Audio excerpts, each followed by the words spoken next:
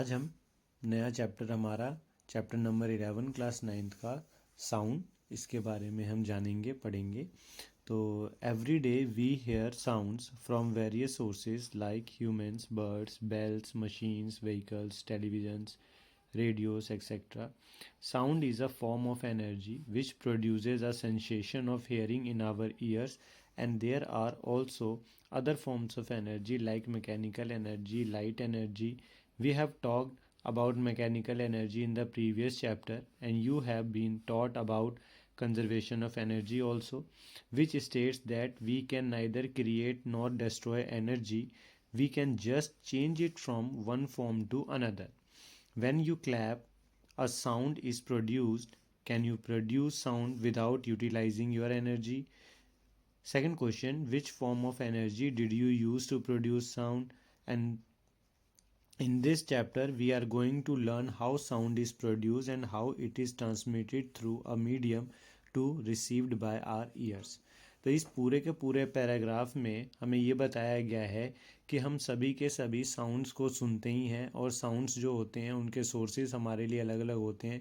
Humans हैं, birds हैं, bells हैं, मशीन्स हैं, व्हीकल्स हैं, टेलीविजन्स में से, रेडियो में से हमें साउंड्स जो है सुनाई देती हैं।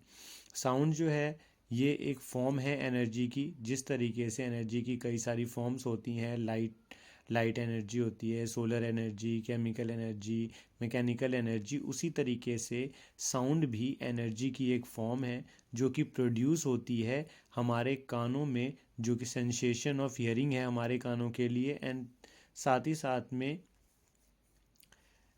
There are also other form of energy like mechanical energy, जो कि मैंने अभी जिसके बारे में बात की।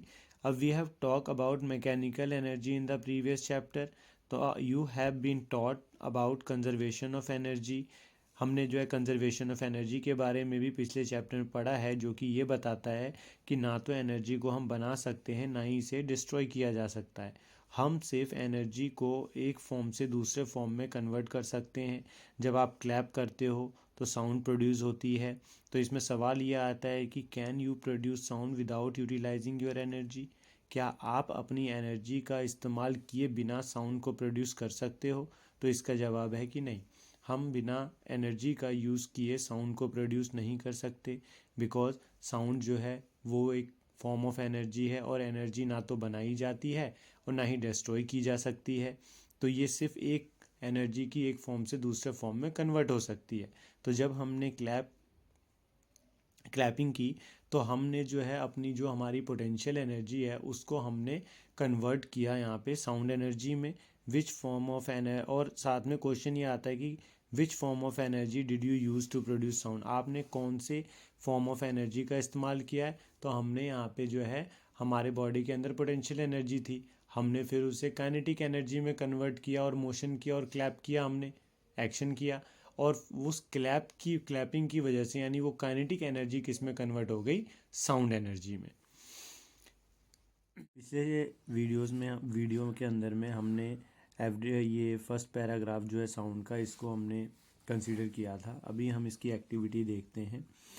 Take a tuning fork and set it vibrating by striking its prong on a rubber pad.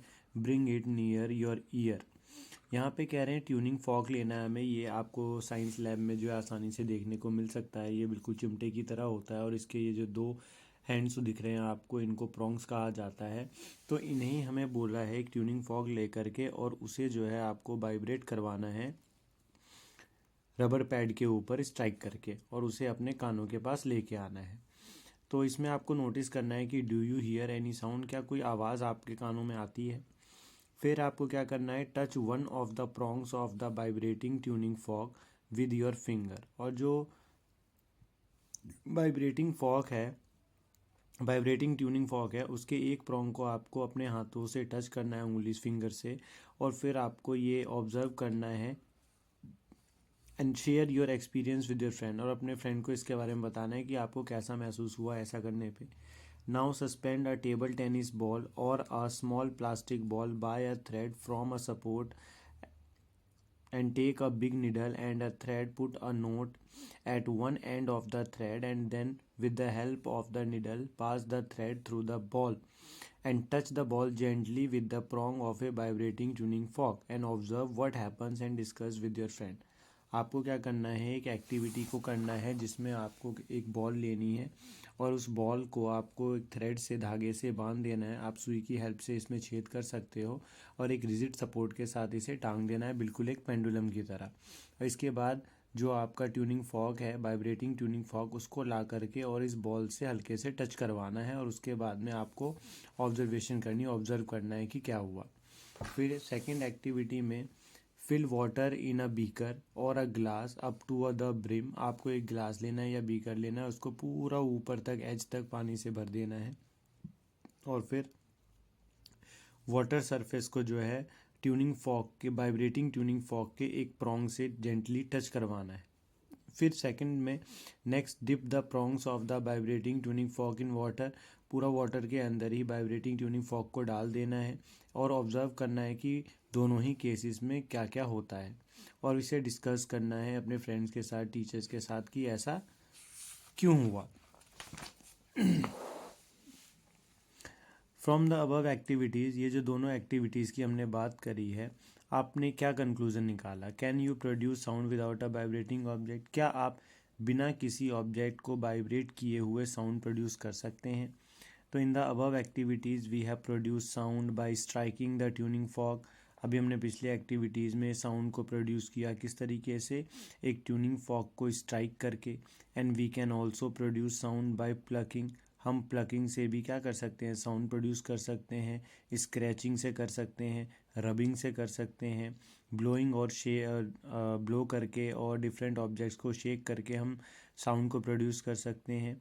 As per the above activities what do we do to the objects? We set the objects vibrating and produce sound. और ऊपर की दोनों ही activity में और जितनी भी activities अभी मैंने आपको बताई है, प्लकिंग करके, स्क्रैचिंग करके, रबिंग करके, ब्लोइंग करके या फिर किसी भी ऑब्जेक्ट को शेक करके, इन सब में हमने साउंड को प्रोड्यूस किया है। पहले हमने ऑब्जेक्ट्स को वाइब्रेट किया है और उसी वाइब्रेशन की वजह से साउंड प्रोड्यूस हुआ है। अब वाइब्रेशन का मतलब क्या होता है? तो vibration means a kind of rapid to and fro motion of an object. किसी भी ऑब्जेक्ट की एक पॉइंट के टू एंड फ्रो मोशन जो होती है कंटिन्यूसली, इसी को वाइब्रेशन कहा जाता है। और जो साउंड होता है ह्यूमन वॉइस का, वो प्रोड्यूस होता है क्योंकि हमारे गले के अंदर में जो वोकल कॉर्ड्स मौजूद होते हैं उसमें हो रहे वाइब्रेशन की वजह से। When a bird flaps it wings, जब कोई बर्ड जो है, पक्षी जो है, वो अपने पंखों को फड़फड़ाता है, do you here any sound? तब उस समय क्या आपको कोई साउंड सुनाई देती है? तो इसका जवाब है कि हाँ। Think how the buzzing sound accompanying a bee is produced. अब ये सोचिए कि किस तरीके से एक बी जो होता है वो बजिंग साउंड प्रोड्यूस करता है जब वो उड़ रहा होता है। तो a stretch rubber band when plucked vibrate, जब एक स्ट्रेच्ड रबर बैंड को हम प्लग करते हैं तो वो भी वाइब्रेट करता है और साउंड प्रोड्यूस करता है। If you have never done this then do it and observe the vibration of the stretch rubber band. तो आपने अगर ऐसा कभी नहीं किया तो आप एक रबर बैंड लेके उसको स्ट्रेच करके और फिर उसको प्लग करके देख सकते हैं कि वाइब्रेट होने के बाद साउंड प्रोड्यूस होती है या नहीं होती है। पिछले वीडियो में हमने ये समझा कि और ये जाना कि भाई अगर हमें किस साउंड को प्रोड्यूस करवाना है तो हमें क्या करना पड़ेगा। एक तो दूसरे जिस ऑब्जेक्ट से साउंड प्रोड्यूस कराना है सोर्स से, उसके ऊपर हमें वर्क करना पड़ेगा, यानी अपनी एनर्जी देनी पड़ेगी। साथ ही साथ में उस ऑब्जेक्ट में वाइब्रेशन लेकर के आना पड़ेगा, तब जा कर के कोई ऑब्जेक्ट जो है साउंड प्रोड्यूस करेगा। बिना वाइब्रेट किए हम किसी भी ऑब्जेक्ट से साउंड को प्रोड्यूस नहीं कर सकते। अब हम इस वीडियो के अंदर में प्रोपगेशन जो होती है साउंड की, उसके बारे में पढ़ेंगे। तो sound is produced by vibrating object. जैसा कि हम जानते हैं कि साउंड जो होता है वो एक वाइब्रेटिंग ऑब्जेक्ट से ही प्रोड्यूस होता है।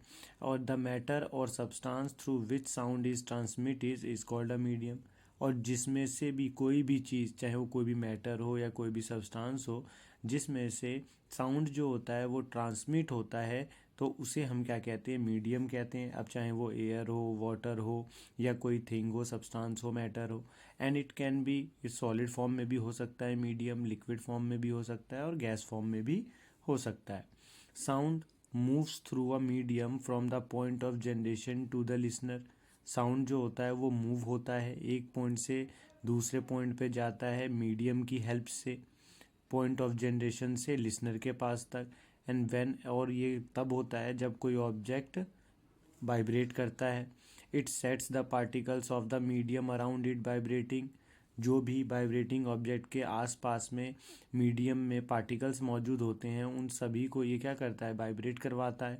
And the particles do not travel all the way. Particles जो होते हैं वो अपनी जगह से नहीं हिलते हैं, बस वो वाइब्रेट हो करके अपने साथ वाले ऑब्जेक्ट में वाइब्रेशन को पास आउट कर देते हैं, और उसे तब तक पास आउट करते हैं जब तक कि वो हमारे कानों तक ना पहुंच जाए। A particle of the medium in contact with the vibrating object is first displayed from its equilibrium position। पहले उसको इक्विलिब्रियम पोजीशन पे कहते हैं जो आसपास में पार्टिकल्स मौजूद होते हैं मीडियम में। And it then exert a force on the adjacent particle. और फिर जब और सोर्स के पास वाला पार्टिकल जो है मीडियम का वो वाइब्रेट होता है तो वो अपने से पास वाले पार्टिकल में वाइब्रेशन को पास आउट कर देता है एज अ रिजल्ट, जिसकी वजह से the adjacent particles get displace. Adjacent particles अपनी पोजीशन से डिस्प्लेस हो जाता है। And after displacing the adjacent particle the first particle comes back to its original place. और फिर अपने साथ वाले पार्टिकल को डिस्प्लेस करवाने के बाद में जो पहले वाला पार्टिकल होता है वो अपने ओरिजिनल पोजीशन पे आ जाता है। और दिस प्रोसेस कंटिन्यूस, और ये प्रोसेस जो है कंटिन्यू चलती रहती है मीडियम के अंदर में जब तक साउंड जो है हमारे कानों तक ना पहुंच जाए। And the disturbance created by a source of sound in the medium, और जो डिस्टर्बेंस क्रिएट होता है सोर्स ऑफ साउंड से मीडियम में, वही डिस्टर्बेंस ट्रैवल करता है एक मीडियम से हमारे लिसनर तक पहुंचता है मीडियम के थ्रू, ना कि पार्टिकल्स जो होते हैं मीडियम के वो मूव करते हैं। पार्टिकल्स तो अपनी पोजीशन पे ही रहते हैं, ठीक है, वो सिर्फ वाइब्रेशन को क्या करते हैं, आगे पास आउट कर देते हैं अपने एडजेसेंट पार्टिकल्स के पास। और इस तरीके से साउंड जो होता है वो प्रोपगेट करता है मीडियम के अंदर। A wave is a disturbance that moves through a medium when the particles of the medium get neighbouring particles into motion. अब एक वेव जो होता है, वेव वो एक डिस्टर्बेंस है जो कि मूव होता रहता है एक मीडियम के पार्टिकल्स में, साथ में नेबरिंग पार्टिकल्स के साथ में जो मोशन में आते हैं। And they in turn produce similar motion in others. इस तरीके से मीडियम के अंदर में मौजूद एक पार्टिकल अपने एडजेसेंट पार्टिकल में भी सेम तरीके के मोशन को क्या करता है, प्रोड्यूस करता है। और जो पार्टिकल्स होते हैं मीडियम के वो मूव नहीं करते खुद से, लेकिन जो डिस्टर्बेंस होता है उसको आगे ज़रूर वो पास आउट कर देते हैं। And this is what happens during propagation of sound. और यही चीज़ जो है साउंड जब किसी मीडियम में प्रोपगेट करता है तो उस दौरान ये चीज़ होती है। इसलिए sound can be visualised as a wave. Sound को हम विजुअलाइज कर सकते हैं एक वेव के फॉर्म में। एंड साउंड वेव्स जो होते हैं ये कैरेक्टराइज्ड होते हैं by the motion of particles के मोशन से। और कौन से पार्टिकल्स, जो मीडियम के पार्टिकल्स हैं, और इनको इसलिए कहा जाता है मैकेनिकल वेव्स। तो यहाँ पे हमें ये बताया गया कि साउंड वेव्स को मैकेनिकल वेव्स इसलिए कहते हैं क्योंकि ये मीडियम के अंदर मौजूद जो पार्टिकल्स होते हैं उनके मोशन को कैरेक्टराइज्ड करता है, इसलिए इन्हें मैकेनिकल वेव्स कहा जाता है। अब एयर जो होता है वो सबसे कॉमन मीडियम है जिसके थ्रू साउंड ट्रैवल करती है। जब एक वाइब्रेटिंग ऑब्जेक्ट आगे की तरफ मूव होता है तो ये pushes and compresses the air.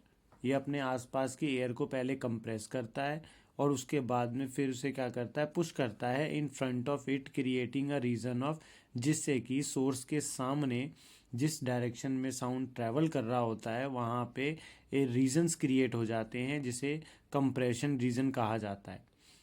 And this compression starts to move away from the vibrating object. और ये कंप्रेशन वाला एरिया जो होता है ये वाइब्रेटिंग ऑब्जेक्ट से आगे की तरफ मूव करने लगता है। And when the vibrating object moves backward, जब वाइब्रेटिंग ऑब्जेक्ट पीछे की तरफ मूव करता है, it creates a region of low pressure, तब वो लो प्रेशर एरिया क्रिएट कर देता है जिसे रेयरफैक्शन कहते हैं।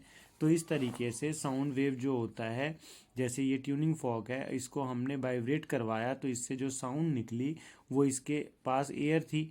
अब और यहाँ पे मान लो कान है हमारे, तो एयर में सबसे पहले ये कंप्रेशन वाला एरिया बनाता है पार्टिकल सारे एक दूसरे के साथ में आते हैं, डेंसिटी बढ़ जाती है और उसके बाद फिर पार्टिकल एक दूसरे से आगे वाले जो एडजेसेंट पार्टिकल होते हैं उनमें ये वाइब्रेशन आ जाती है और वहाँ पे फिर लो प्रेशर का एरिया क्रिएट हो जाता है। तो जो हाई प्रेशर का एरिया होता है उसे कंप्रेशन कहा जाता है, जो सी से डिनोट होता है, और लो प्रेशर एरिया को रेयरफैक्शन कहा जाता है, जो इसको कैपिटल आर से डिनोट किया जाता है। तो इस तरीके से लगातार कंप्रेशन, रेयरफैक्शन, फिर कंप्रेशन, फिर रेयरफैक्शन मीडियम के अंदर में बनाते हुए जो साउंड होता है, साउंड वेव, वो इस तरीके से प्रोपगेट करता है एक जगह से दूसरी जगह मीडियम के अंदर। यानी आप ये कह सकते हो सोर्स से लिसनर के पास एयर में इस तरीके से साउंड वेव जो होती हैं वो प्रोपगेट करती हैं। वेव्स जो होती हैं ये लॉन्गिट्यूडनल वेव्स होती हैं। इसे समझने के लिए यहाँ एक एक्टिविटी दे रखी है। टेक अ स्लिंकी, एक स्लिंकी हमें लेनी है, स्प्रिंग लेना है, ask your friend to hold one end, और अपने एक फ्रेंड को कहना है कि एक तरफ से वो पकड़े, you hold the other and, और आपको दूसरी तरफ से पकड़ना है। नाउ अब उसे स्ट्रेच करना है, stretch the slinky as shown in figure and then give it a sharp push towards your friend, और फिर एक बार तो खींचना है, उसके बाद में क्या करना है, एक दूसरे केस में शार्प पुश देना है अपने फ्रेंड की तरफ में। एंड और साथ में इसे हमें ऑब्जर्व करना है। If you make a dot on the slinky you will observe that the dot on the slinky will move back and forth parallel to the direction of the propagation of the disturbance। और अगर आप जो है slinky के ऊपर dots लगाते हो तो आप ये देखोगे कि जो स्लिंकी है उसके ऊपर जो लगे हुए डॉट्स हैं वो बैक एंड फोर्थ जो है पैरेलल डायरेक्शन में प्रोपगेट करेंगे डिस्टर्बेंसेस के साथ में। अब इसमें जो रीज़न है, the regions where the coils become closer, spring के अंदर में जहाँ जिन जिन जगहों पे कोयल्स जो हैं वो काफ़ी क्लोज आए हुए हैं, रिंग्स, उन्हें कंप्रेशन कहते हैं।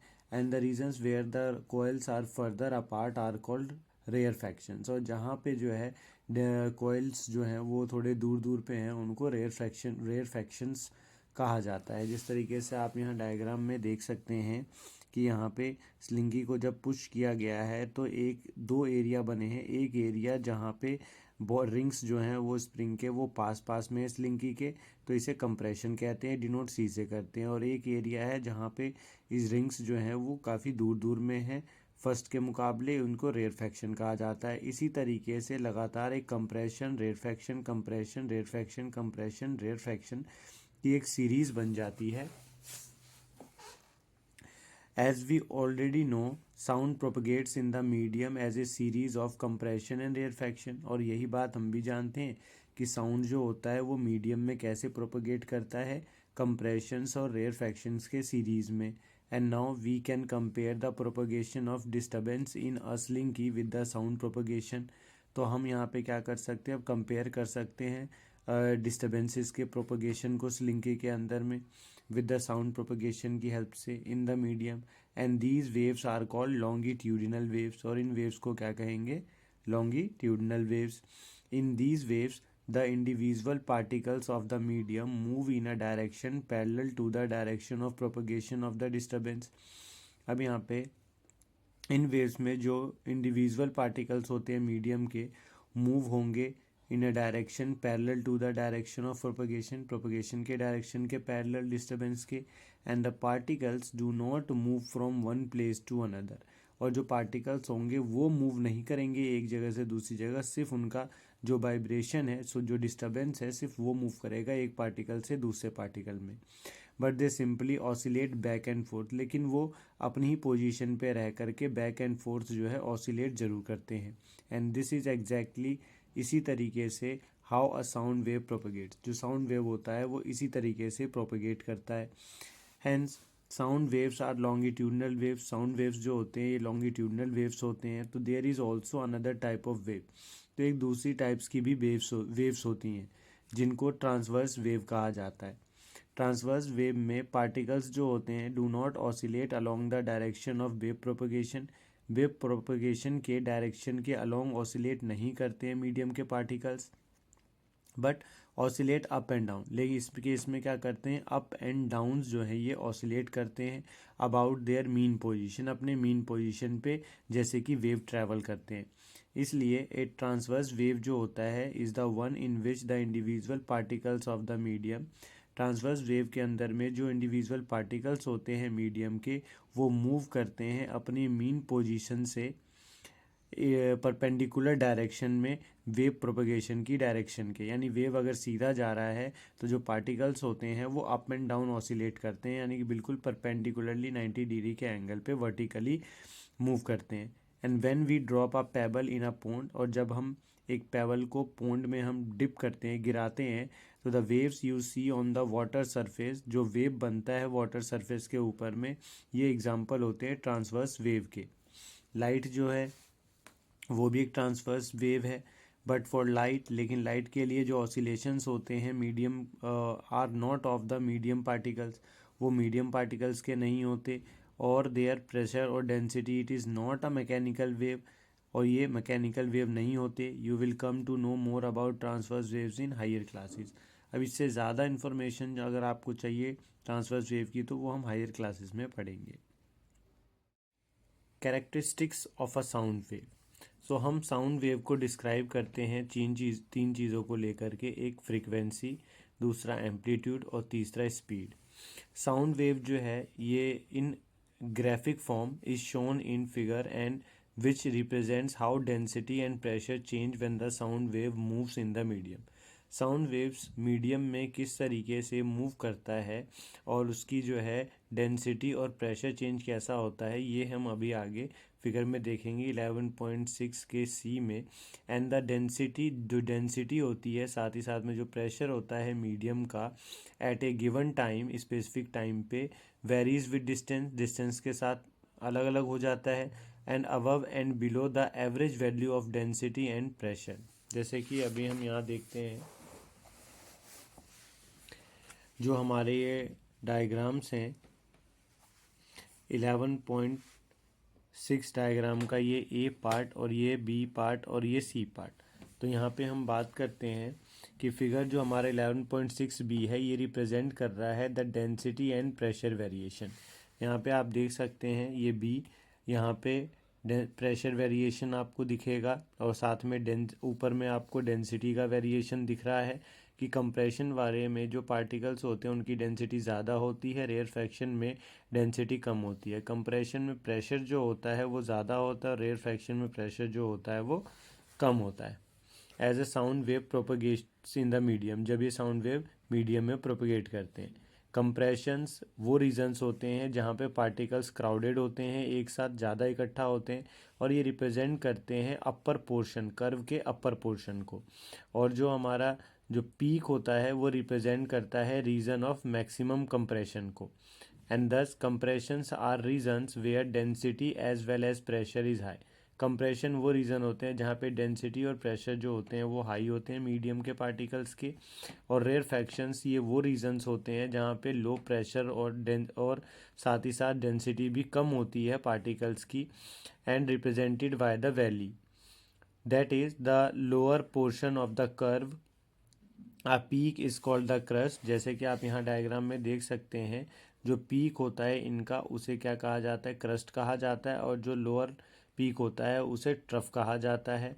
दो कंजिक्यूटिव क्रस्ट के बीच का जो डिस्टेंस होता है इसे वेवलेंथ कहा जाता है, और इसे ग्रीक लेटर और सिंबल लैम्डा से डिनोट किया जाता है। और जो दो ट्रफ के बीच के डिस्टेंसेस को भी सेम वेवलेंथ ही कहा जाता है। The distance between two consecutive compressions or two consecutive rarefactions is called the wavelength as shown in figure, and the wavelength is usually represented by lambda, जो कि एक ग्रीक लेटर है। इसका ऐसा यूनिट जो होता है वो मीटर होता है। फ्रीक्वेंसी हमें बताता है कि कैसे, how frequently an event occur, कि कोई भी चीज़ जो है वो कितनी जल्दी हुई है। Suppose you are beating a drum, आप एक ड्रम को बीट कर रहे हैं, तो how many times you are beating the drum in unit time, एक यूनिट टाइम में आपने ड्रम को कितनी बार बीटा, ये उसकी फ्रीक्वेंसी होगी। ठीक है। And your we know that when sound is propagated through a medium, हम ये भी जानते हैं कि जब साउंड वेव किसी मीडियम से प्रोपगेट करता है तो द डेंसिटी जो होती है मीडियम की, medium oscillates between a maximum value and a minimum value. वो मैक्सिमम और मिनिमम वैल्यू के बीच में ऑसिलेट करता है। जो चेंज होता है डेंसिटी में फ्रॉम द मैक्सिमम वैल्यू से मिनिमम वैल्यू में, then again to the maximum value, फिर दोबारा मैक्सिमम वैल्यू में जाता है and makes one complete oscillation. इस तरीके से साउंड वेव एक कंप्लीट ऑसिलेशन करता है। And the number of such oscillations per unit time is the frequency of the sound wave. और यही जो नंबर ऑफ ऑसिलेशन होते हैं पर यूनिट टाइम में, इसको ही frequency of the sound wave कहा जाता है। अगर हम काउंट करें the number of the compressions और रेयरफैक्शंस दैट क्रॉस अस पर यूनिट टाइम, की एक यूनिट टाइम में कितने कंप्रेशन और रेयरफैक्शन जो है पास आउट हुए हैं, हमें फ्रीक्वेंसी जो है साउंड वेव की मिल जाएगी।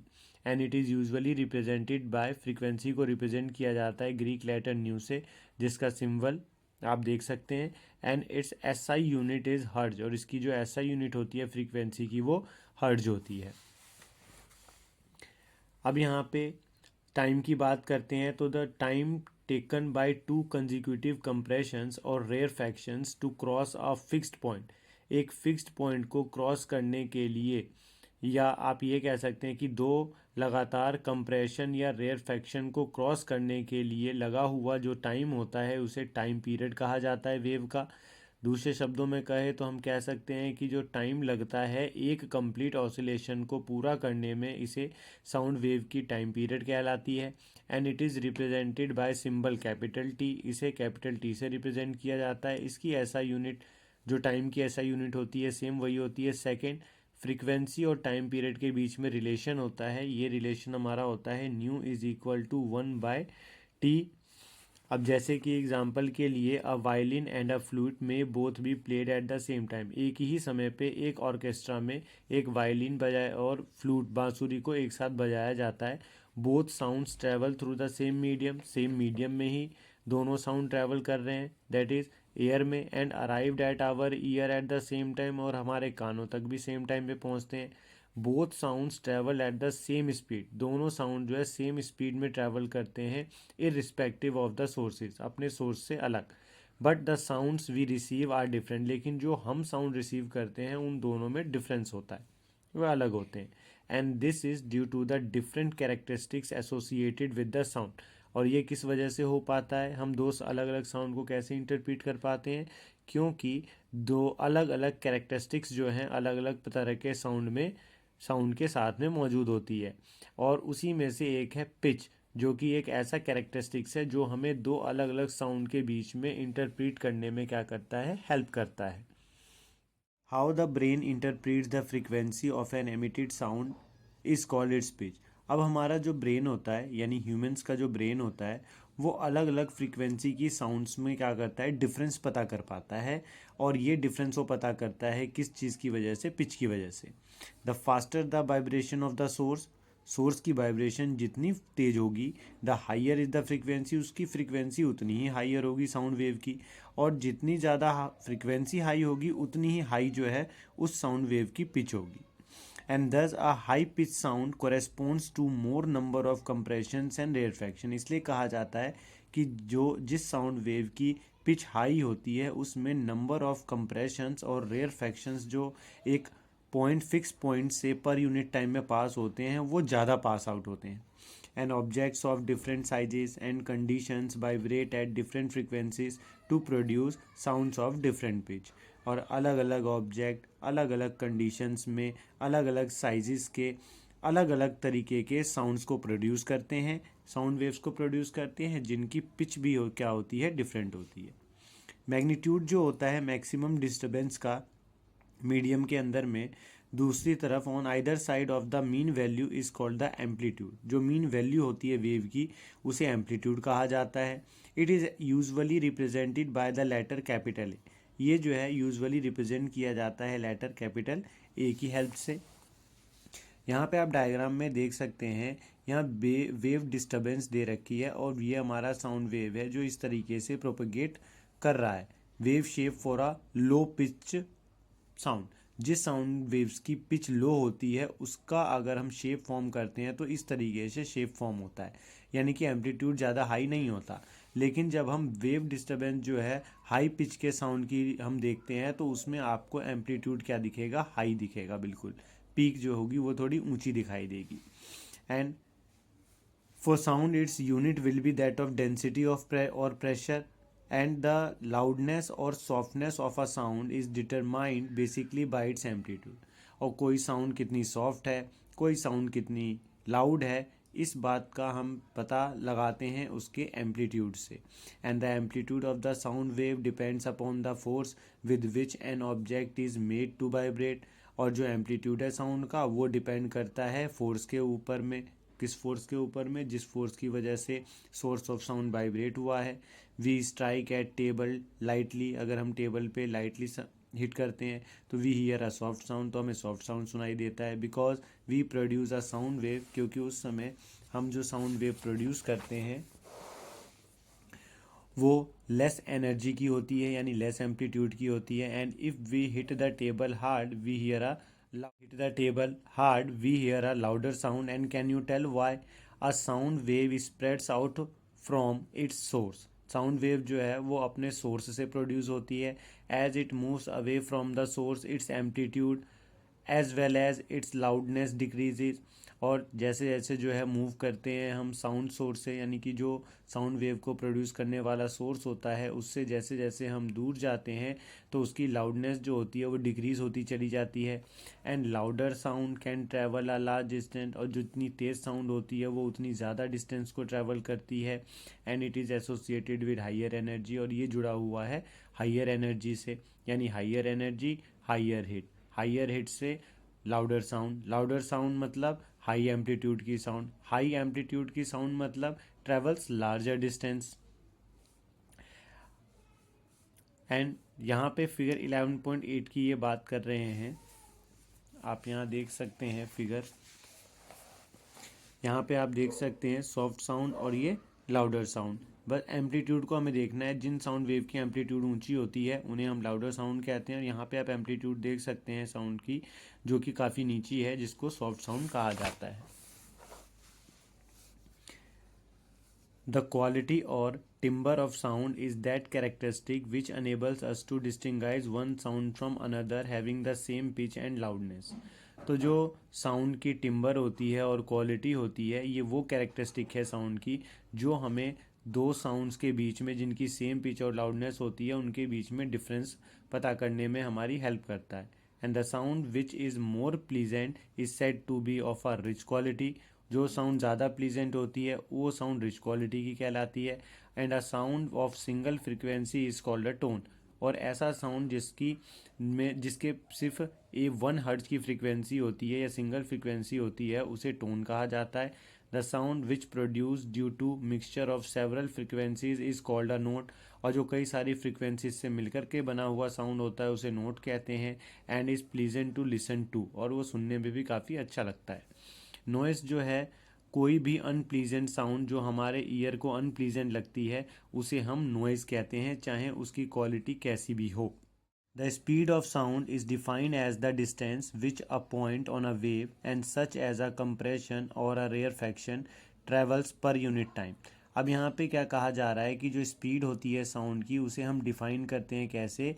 As the distance which a point on a wave such as a compression और a rarefaction travels per unit time, यानी कि एक यूनिट टाइम में कितने कंप्रेशन और रेयरफैक्शन एक पॉइंट से पास आउट हुए हैं, इसी को स्पीड कहा जाता है साउंड का।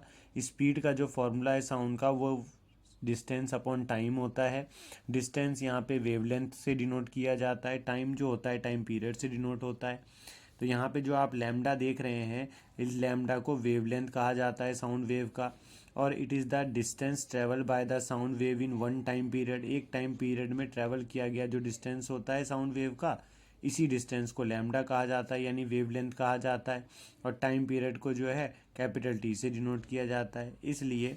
और हम ये भी जानते हैं कि जो फ्रीक्वेंसी होती है वो 1 अपॉन टाइम पीरियड होता है। तो हमने यहाँ 1 अपॉन टाइम पीरियड को फ्रीक्वेंसी से यानी कि न्यू से क्या कर दिया, डिस्प्लेस कर दिया। तो हमारा फॉर्मूला बन गया v is equal to lambda into nu, जो कि हमारा, और ये v जो है ये हमारा स्पीड ऑफ साउंड होगा। ठीक है, that is speed is equal to wavelength into frequency. And the speed of sound remains almost the same for all frequencies in a given medium under the same physical condition.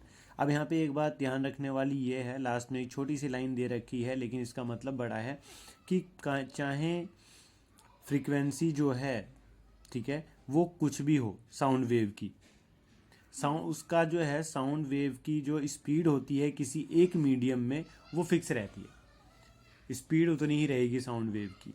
यहाँ पे लिखा है the speed of sound remains almost the same, जो speed of sound होती है almost बिल्कुल same ही होता है for all frequencies in A given medium. जैसे मैं एक मीडियम एयर की बात करूँ तो इसमें सभी फ्रिक्वेंसीज की साउंड की जो स्पीड होगी वो आपकी क्या होगी, सेम होगी, बस फिजिकल कंडीशन सारे के सारे सेम होने चाहिए, इसको आपको ध्यान में रखना है।